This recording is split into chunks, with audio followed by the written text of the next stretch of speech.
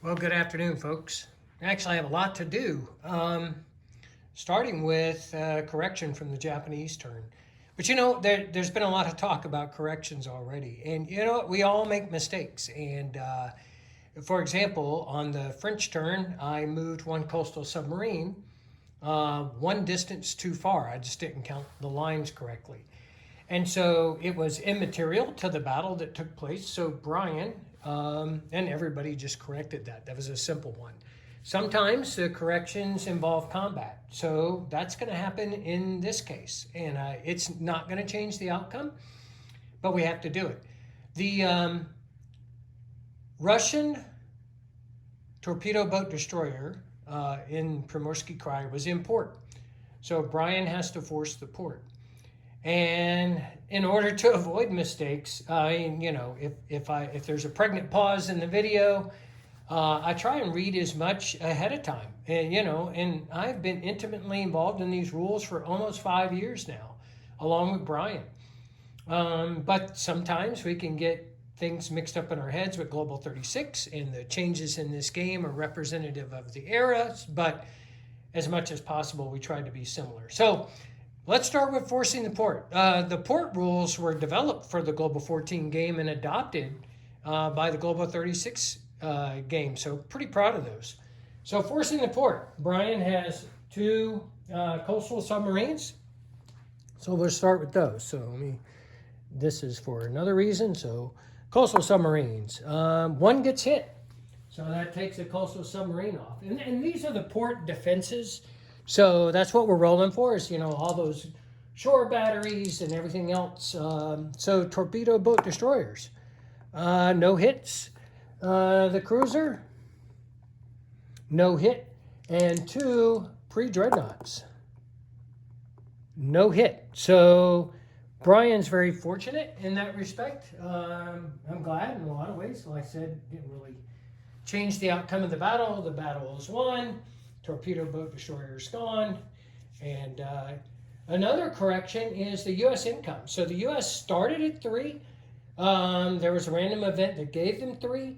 The Central Powers, or the Japanese joined the Central Power, gave them 4. So the U.S. was at 10, and then Japan declared war on a major power, Russia.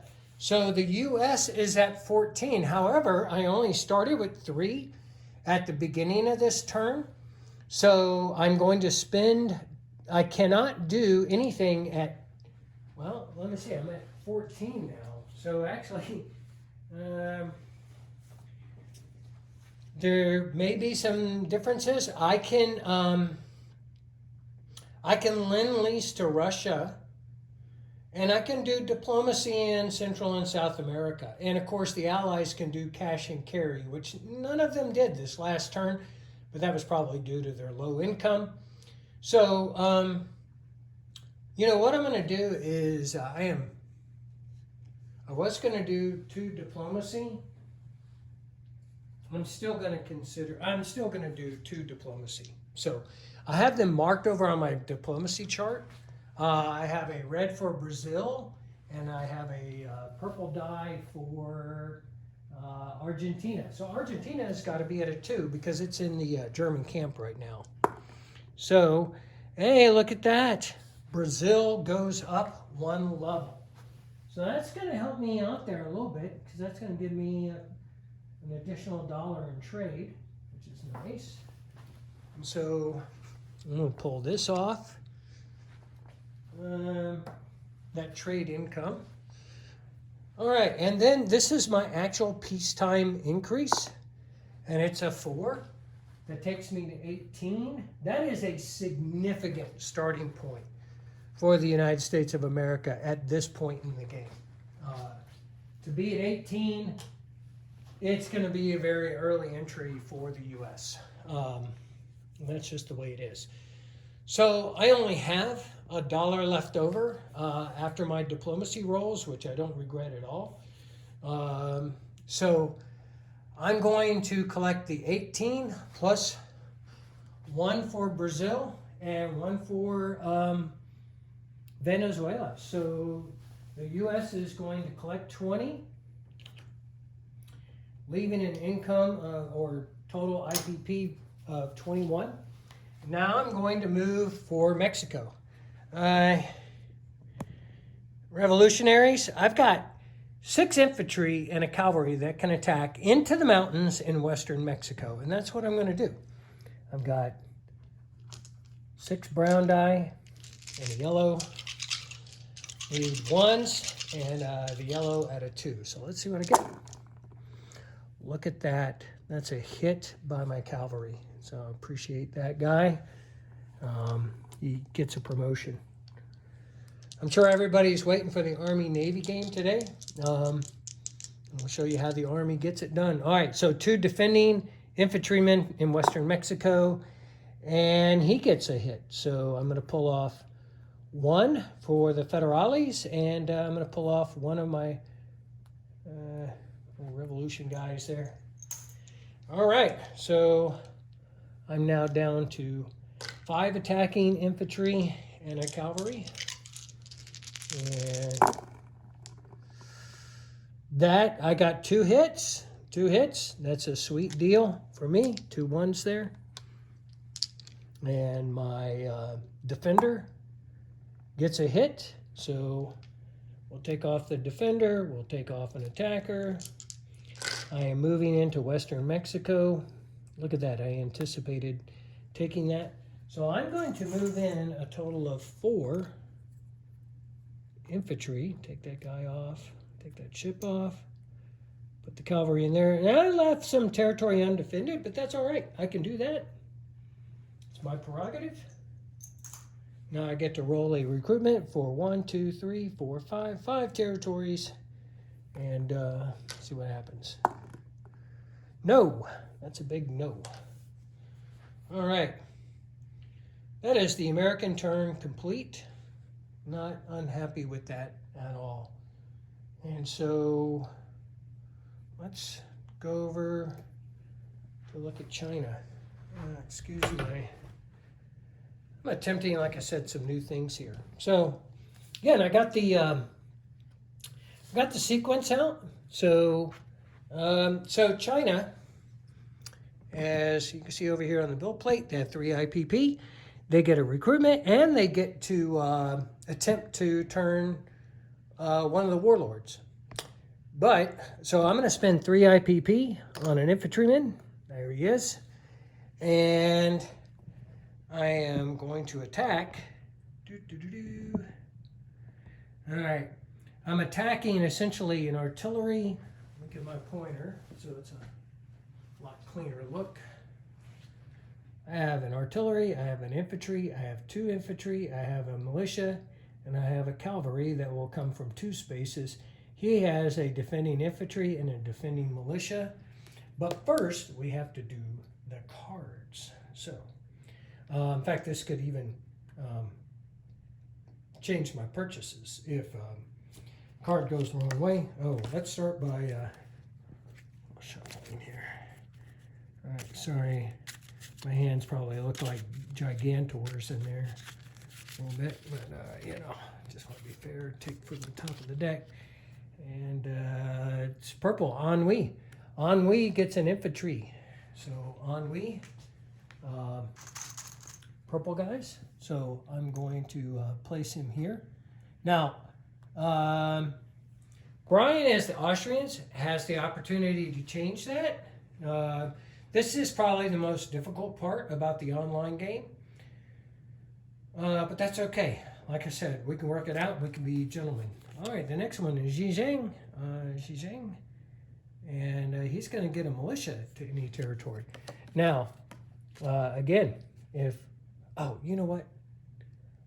I am going to back up, and I'm going to do some U.S. moves. I got them marked all over the map. I will do that after I place this militia and finish with the Chinese cards. So my very, very bad execution of this. All right.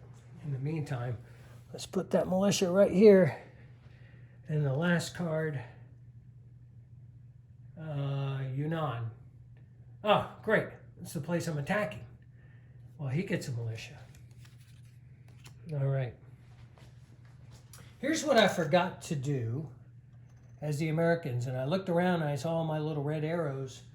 So if you look over here, at this income level, I can move my fleet, and I'm going to, out to the Hawaiian Islands, with the exception of my transport, which is going to be in port. And so we mark him as such. All right.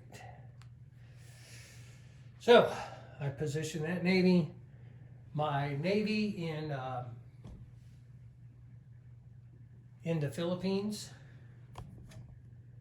is not in port. He's just sitting there. And then way over there, see if I can get it in camera. I'm going to have to mostly talk about it, but you'll get to see me do it.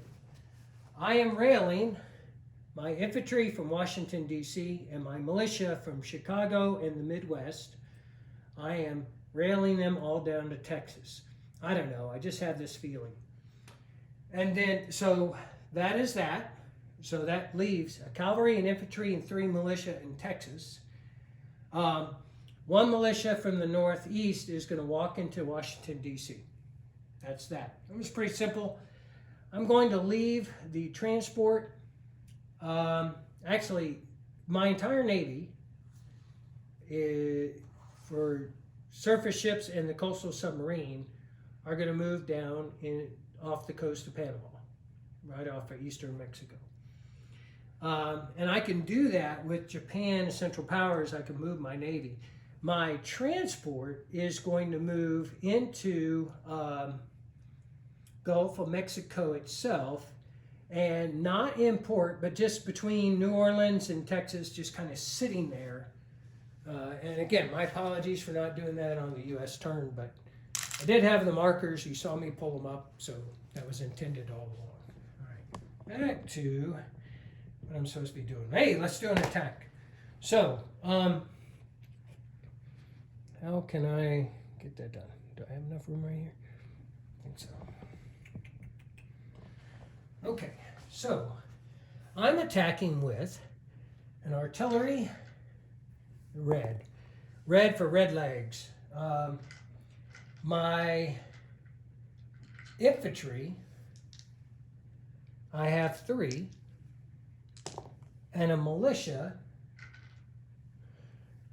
I'm going to do something a little bit different. Infantry is going to be kicked up, and he's going to be black.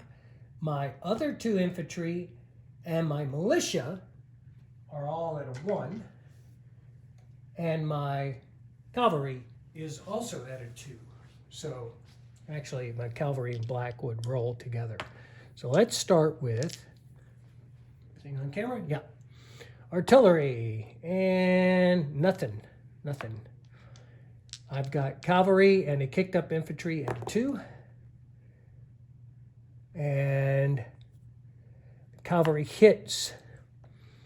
And lastly, I got 3 infantry class at a 1. Okay, so 2 of those bad boys, and I guess I should have rolled the militia separately.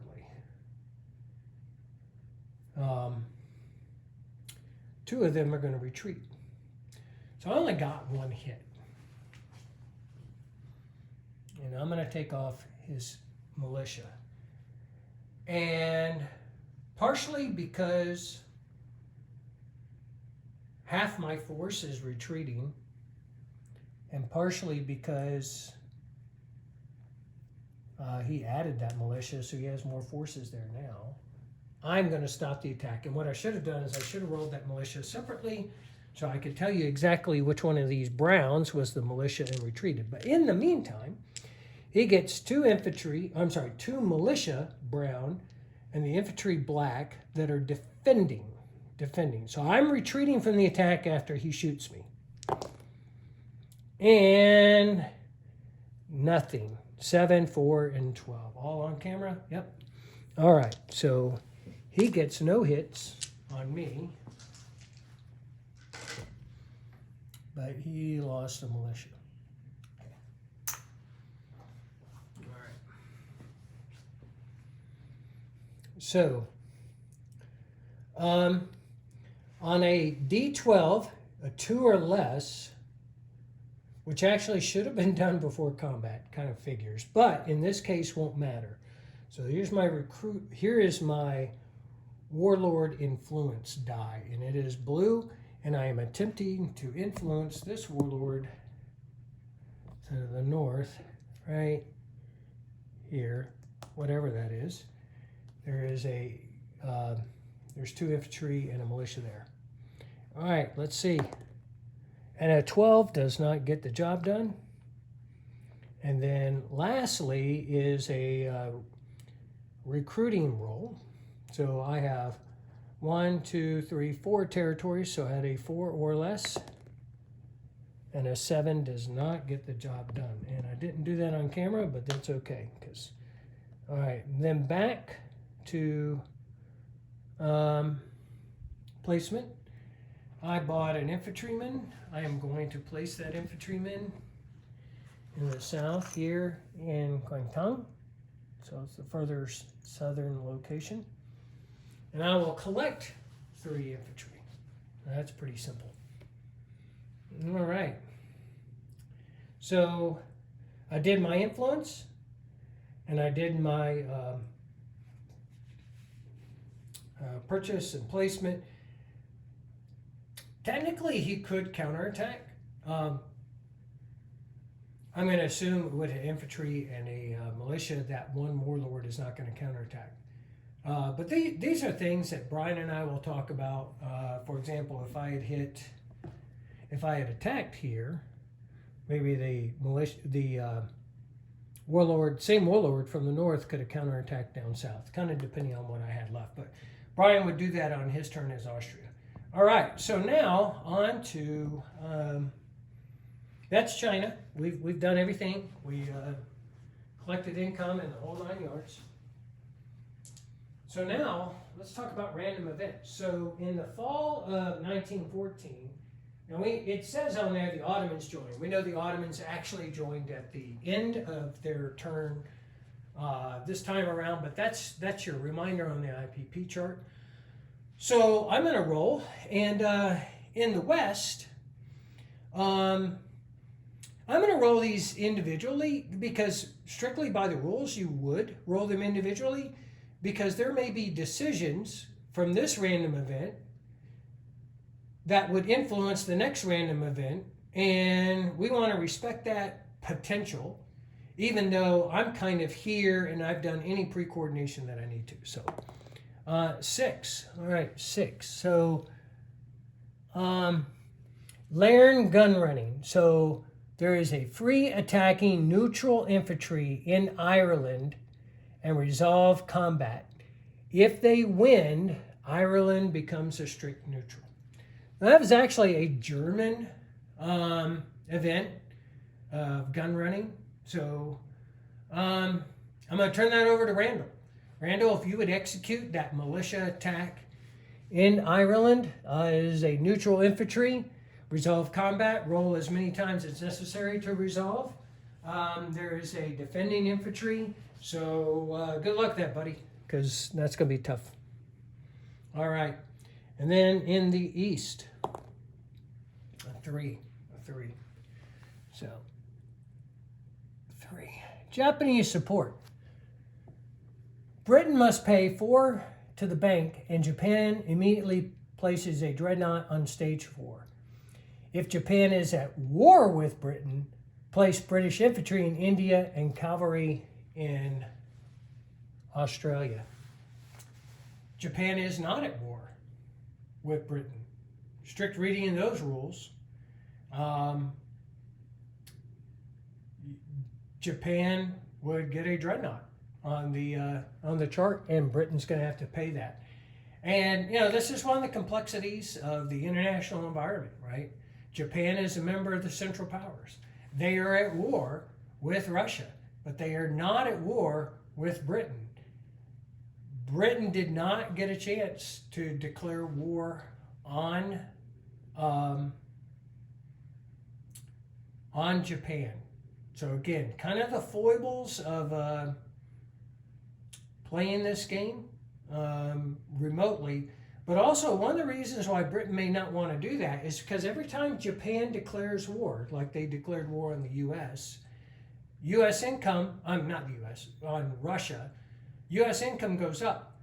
So I would have advised my Britain counterpart, don't declare war on Japan.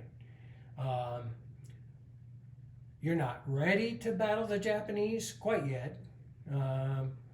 And we want to give Japan the opportunity to make her own mistakes. So I'm going to let that stick.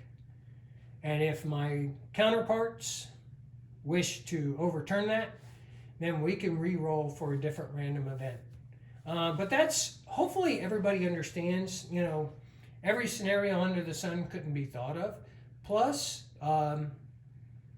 it is a complex game. So just read the random events, the way they're written, and, go for it. But Japanese are going to get a dreadnought at stage 1 or stage 4 in the production chart, thanks to Britain. Okay, that's it. When we come back, we'll be in the fall winter. Have a great weekend.